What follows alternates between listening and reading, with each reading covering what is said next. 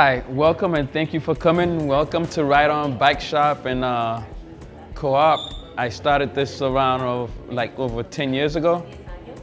And we've been here repairing bikes, selling bikes, and also teaching people how to be safe on bicycles. We do community bike rides around the community as well. And a few years ago, we were able to come together to buy this property. So four of us, Soul Folks, myself, Haroon, no, not Haroon, but Hot and Cool, and Dr. Dove. Yeah, we all came together and we were able to buy the building through a pilot program with the Holly Mitchell's office, actually, so they supported it. And Wells Fargo also gave us some money to purchase this building to fight off the gentrification that was happening in the community. So we have a couple of years, we'll be like knocking this building down and rebuilding and put affordable housing and more businesses in the community as well too, so yeah. So we are also developers as well, but developing in a way that's beneficial for the community and by the community, you know, so. Yes. Did Fabio get involved with you guys? No, Fabio did not get involved with us. Yeah, him and his partner decided not to join. It was a couple, everybody had a chance to participate, but everybody didn't participate.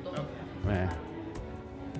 But the four of us did. And so one of the biggest programs that we have right now is this bicycle library project that Lena shared with you about. And so we have several partners, PMJ, which is People for Mobility Justice, Trust South LA,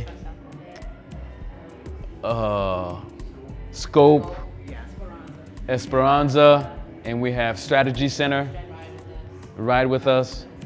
A lot of these organizations have been doing work with the community for a long time, so it's really an honor for me to be able to do this project with them to make sure that we have good transportation options available to us that we wouldn't normally have in our community. You know, so we're getting these bikes are really nice bikes. They're part of top of the line electric bikes that you have, you know, so we're trying to make sure that we have some good quality stuff within the community and figure out a way to make it sustainable as well. Yeah. Yes. You're fairly new, right? Yes. How is the program been going so far? The numbers? Sorry, can you speak up a little bit?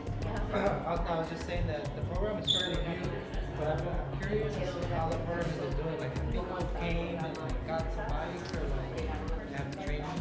So we're almost launching. Right now we're doing a pre-launch thing. So we have a small number of people that we're training with the bikes, and just to also get some feedback on how we can make sure the program is running as good as it could possibly run once we do the full launch.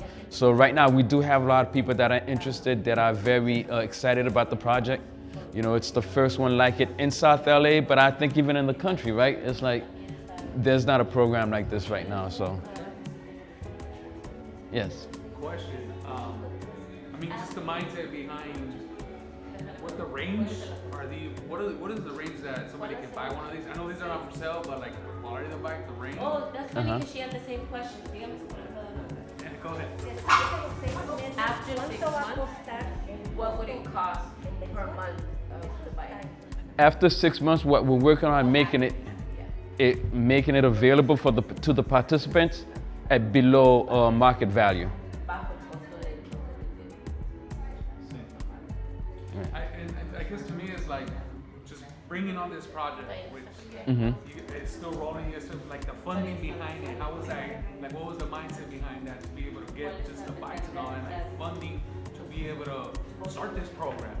Well, I think part of the issue is when we think about some of the stuff that our communities have had to suffer through, right? So you think about the digital divide, right? Where everybody's moving into this computer technology world, but the folks within our communities have been separated from that, right? So what certain government nonprofits would do is just okay, let's make sure folks within these communities are able to get computers, get educated in classes on these computers. So it's a similar thing with this new mode of transportation that's happening now.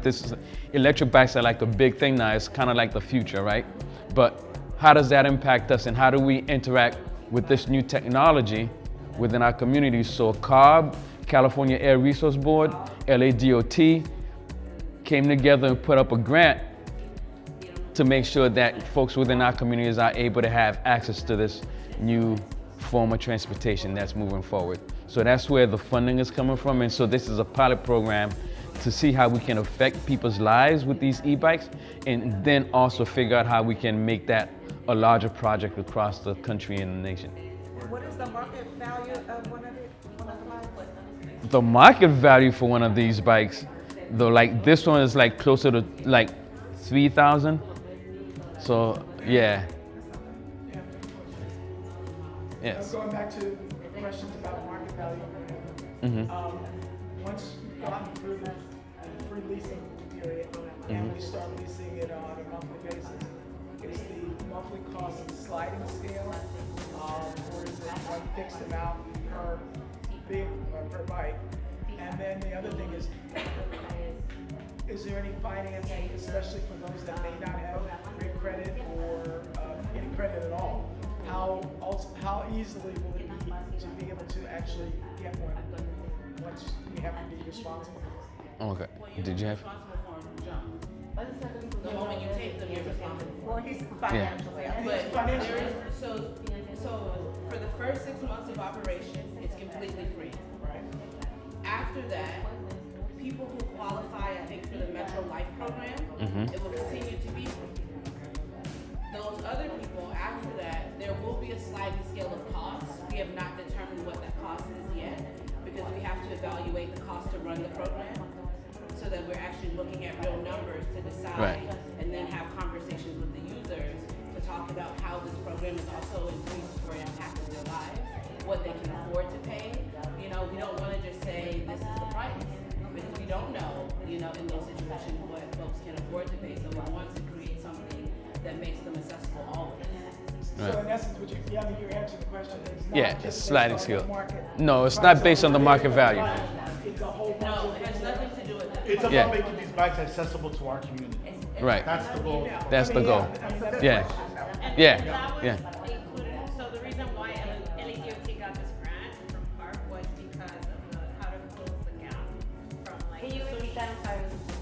Yeah, so this money comes from the state CARB department, and so it's a grant that LADOT wrote to try to close the equity gap of the fact that, you know, a lot of the people here in South LA either bike, take the bus, or walk.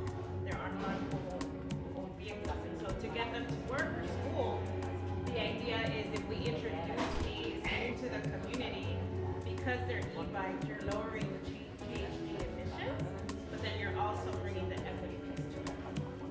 I was also going to add to what they already shared, because of the funding source, it's focused on specific zip codes, but it's the first of its kind. So hopefully, the future, the long-term vision is to increase access beyond those zip codes. But this is like an exciting, beginning to address those accessibility issues in South Central, especially historically, people have been able to have those access Right. to get around and travel.